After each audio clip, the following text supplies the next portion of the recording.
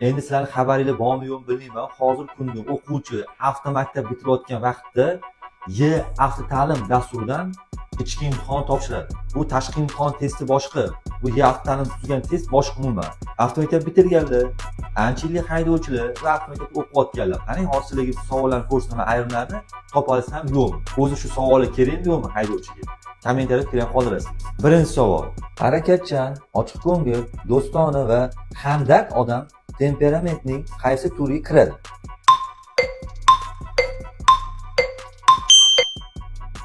Endi qaraylik, keyingi savolga e'tibor bering. Haydovchiga monotonlikka qarshi nima yordam beradi?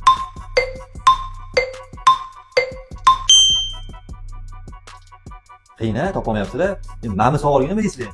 Transport oqimida harakatlanayotganda, qo'shni tasmada harakatlanayotgan haydovchi to'satdan sizning tasmangizga burilib, sizni tormozlashga majbur qildi. Bunday vaziyatda siz nima qilishingiz kerak?